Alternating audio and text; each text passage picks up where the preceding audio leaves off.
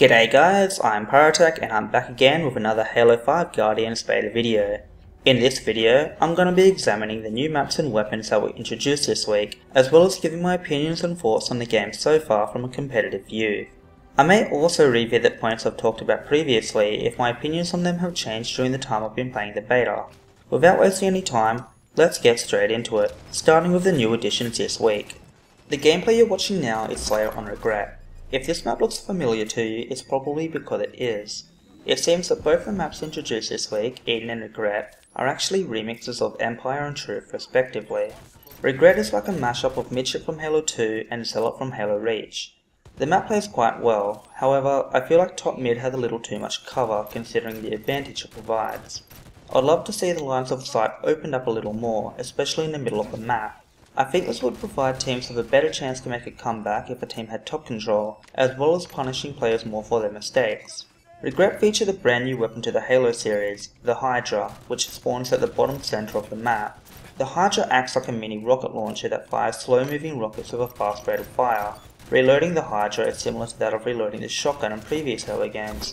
Zooming in allows the Hydra to lock onto targets and fire a more powerful homing missile. I personally found the weapon to be pretty useless and often found myself dying when I tried to use it. For a power weapon, this weapon doesn't really seem very powerful. When firing from the hip, it requires multiple rockets to kill a target, and the projectiles are incredibly easy to dodge as long as you see them coming. The homing missiles seem a lot better to actually kill someone, provided they don't see you locking on. The Hydra feels like a slightly better Halo 1 needler, and that's not really saying much. I gave up on the weapon and found the battle rifle faster and easier to kill people with. The Hydra definitely isn't worth a suicide run bottom mid and sacrificing your positional advantage. I would much rather see a camouflage or overshot on the bottom of the map, which would allow teams a better chance to regain top control. I also found Regret had a little too much foliage on the ground near some of the ramps, which was blocking important lines of sight. Having foliage around the outside of the map is okay, but I feel it shouldn't block visions of players coming up the ramps.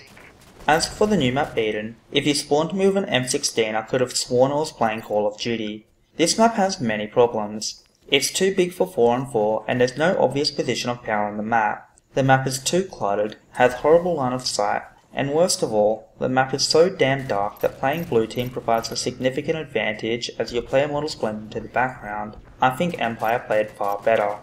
Both maps this week suffer from the same light issues as the maps from last week. The glare is unbearable. On Regret there is sun reflecting off the bloody dirt. If realism is what you're going for, I can tell you right now that I can go to the beach in Australia without getting blinded from the sun reflecting off the sand. Please 343, for the sake of my eyes, go easier on the lighting effects or include a pair of sunglasses with the limited edition of Halo 5. The light rifle also made an appearance this week. I found the light rifle quite satisfying to use, although at the same time it didn't really seem to accomplish anything that the battle rifle or DMR couldn't. It kills in 4 headshots from the hip and 3 headshots when zoomed in, but the rate of fire seems slow when zoomed.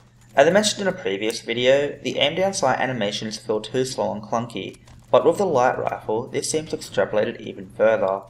I'm not sure if the light rifle animation is longer or if it was just an illusion, but either way I didn't like it. I've been using the pistol a little more this week, and this thing is a monster. I feel like the average kill time for this weapon is a little too fast compared to the battle rifle and DMR, and I didn't feel like I was punished enough when missing shots, as the rate of fire was so fast. The sniper rifle also seems incredibly easy to use, and I could have sworn I was hitting sweep sniper shots like I would have in Halo 2. That is not a good thing.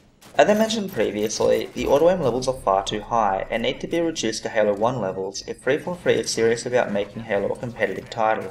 As I've played more games and ranked up, I'm finding the latency to become a bigger issue as I face opponents closer to my skill level. Even now, I'm yet to play an Australian host even once. I'm not exactly sure how the server system works right now, but I can only hope that in the final release I won't be matched against Americans with a 200 millisecond advantage in ranked games. My enjoyment of the game has decreased dramatically when I'm killed by players that I know I should have bested on an even playing field. Even though the netcode is decent, regional matchmaking is definitely a necessity, especially if 343 wants Halo to have any sort of esports following outside of North America. The party system leaves a lot to be desired. I realize this is a beta and 343 has provided access to it quite early, which I appreciate. However, I feel like this should be at the point where I don't need to restart my Xbox after every second game. It's not like the party systems are new to the year 2015, and I don't think it's much to ask for a stable party system even if the game is still in beta. After all the Master Chief Collection issues, I feel like this isn't setting a very good example for what 343 is capable of, and I don't remember having issues like this for previous Halo betas. I'm not going to pretend to know a lot about programming, but if you've got a working code from Halo 4, I don't imagine it can be too difficult to implement a stable party system. I'm finding it hard to find a good sensitivity in Halo 5. 3 feels too slow and 4 feels too fast. If you play on 10, I'd love to know how many cups of coffee you drink in a day. It would be incredibly easy for 343 to add a decimal point for those of us that can't seem to find the right setting. For example, I might like playing on 3.5. Please don't add a slider unless it's accompanied with numbers, as playing on a different Xbox means it's hard to get the same settings. Maybe it's in my head, but I could swear there seems to be a tiny delay between hitting the joystick and aiming. It certainly doesn't feel as smooth as Halo 1. Also, when zoomed in, the aiming feels different to any previous Halo game. There needs to be settings to fine-tune this, as well as tuning the aim acceleration, which was my biggest problem with Halo 3. With the addition of sprint and thrusters, I feel like now more than ever Halo needs a field of view increase. The field of view is far too narrow, and I've found a few occasions when a player was standing right next to me and we're both spinning around in circles trying to find each other. You want to talk about immersion? I don't think it's very immersive when I'm playing a super soldier from the future with zero peripheral vision. An FOV of 90 degrees should be considered the absolute minimum on a 16:9 widescreen TV.